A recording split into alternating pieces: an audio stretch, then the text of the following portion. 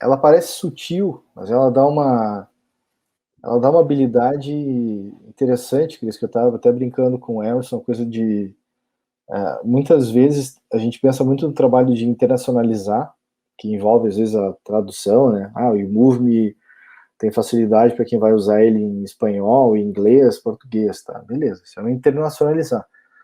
Mas tem uma parada que é o localizar. Então, aqui entra o símbolo da moeda, que entram coisas que às vezes a gente nem se liga, né? A gente só se liga quando vai usar um computador que não é o nosso, que a vírgula não funciona, é ponto, ou vai fazer uma outra história, né? O cedilha não funciona, que onde é que tá essa droga aqui?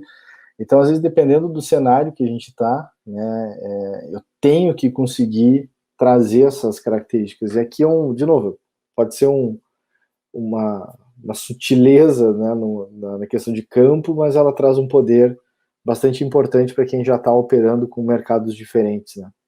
É verdade, porque até então era só era possível utilizar a opção de real ou dólar, né? Então agora com essa melhoria vai ser possível colocar o prefixo monetário, a moeda que quiser, né? E além disso, agora vai ter o separador de milhar, que também não tinha antes. Então são possibilidades a mais aí de customizar, de formatar. Exatamente, Cris, é exatamente isso.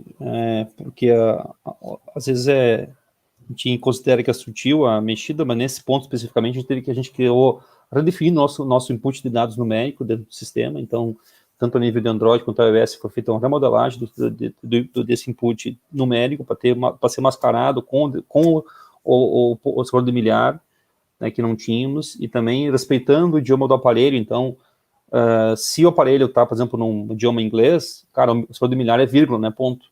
E o score decimal é ponto, né, vírgula. Então tem essa sutileza que temos que ajustar para ficar mais adequado, mais aderente, mais uma experiência de uso mais adequada com base na região, né, na região e no país, né, que a pessoa está atuando.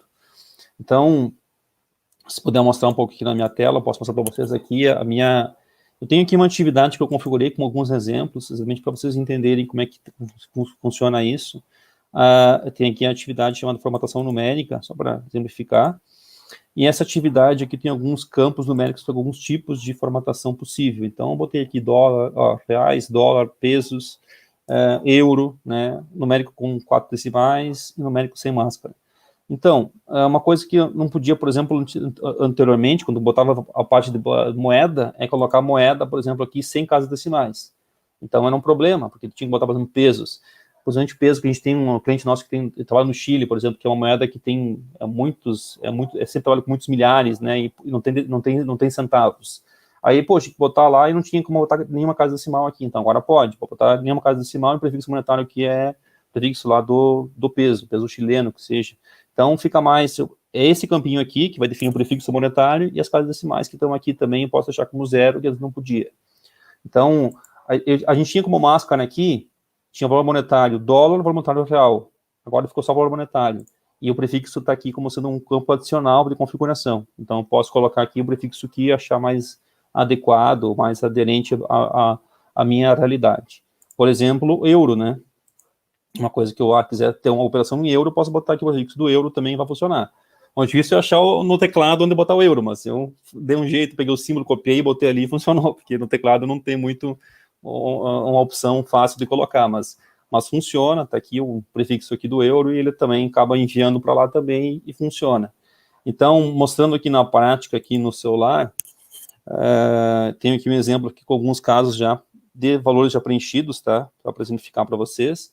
Então, pode ver aqui no caso, ó, tem aqui os reais aqui já com o de milhar, dólar, né, aqui o peso, euro, e tudo funcionando. E quando não tem máscara nenhuma aplicada, aí ele não bota a parte do valor do milhar, ele considera como sendo um número digitável completo, tipo aqui 2856, eu não sei se é 1000, claro, na teoria é 1000, mas a gente deixa daí sem máscara para que, somente colocando aí a parte da vírgula, do decimal, sim, mascarado, o restante não tem máscara nenhuma aplicada. O Emerson, o decimal, o número de decimais ali tem uma que é um número, o que dá para botar ali? 9 casas decimais? Não. Na verdade, a gente limitou a 4 casas, mas já tem uma solução de melhoria para limitar para 6 casas. Senão a gente vai aumentar para 6 casas decimais. A gente tem uma melhoria para ser feita logo na sequência, para a gente ir limitando até mais. Tenta digitar um Bitcoin depois ali para tu ver o que precisa. A gente pode ver. O ponto é que eu alterei até lá, fiz um ajuste, um manual aqui dentro do meu ambiente lá, e funcionou com 6, com 8 casas, tá? Sim. A limitação é só na parte do input do dado, lá dentro da configuração do campo lá. Então, eu fiquei pensando, digitando um Bitcoin aqui, que é uns 0,0000, vai indo lá, as coisas somem lá, né? Não, mas beleza, a gente ajusta sutil, porque agora como a gente construiu aqui agora o componente novo, ele é bem flexível, dá para colocar então as casas que acharem necessário. A gente limitou a 4, mas como tu mesmo colocou, acho que vale a pena a gente revisar para botar mais casas decimais, mas dá mais flexibilidade, né? E aí todo campo que for do tipo aqui numérico, tudo ele com máscara monetária, ele tem esse preenchimento da direita para a esquerda, né? Então ele tem essa questão sempre dele. À medida que eu vou preenchendo ele vai colocando sempre a 28, 56 com 78. Então ele vai colocando sempre sempre o cursor sempre na direita. Ele vai começando, vai preenchendo até chegar no total do campo, né? Então, que é o padrão de preenchimento de moeda, assim. Então a gente mudou para ter esse padrão aqui.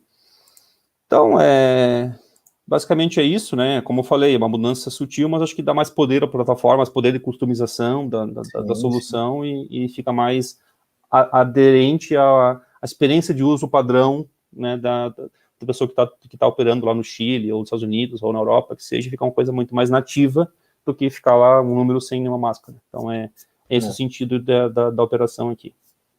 Eu acho legal aqui que daí a galera que precisa pode ter atividades diferentes para serem colocadas na programação de quem estiver usando, né? E pode ter lá. Aí a gente consegue brincar com a coisa tanto da internacionalização, né? Trocar o idioma, como também da localização, né? De poder permitir ter essas configurações mais específicas e dependendo do contexto onde a empresa está rodando, pode escolher usar a questão da moeda ou não, né? Como tu tem exemplos ali. E é bem interessante mesmo. Eu acho que tem pouquinho a pouquinho a gente vem trazendo essas pequenas melhorias assim da experiência de tanto da configuração. Eu sei que a gente daqui a algum tempo vai estar focando até mais nisso, né, de rever a experiência de modelagem das aplicações, né? Mas aqui a gente começa a ver já coisas que do dia a dia a galera vai trazendo para a gente e é sempre importante ter esse apoio aí dos parceiros e todo mundo que acompanha a gente nesse dia a dia.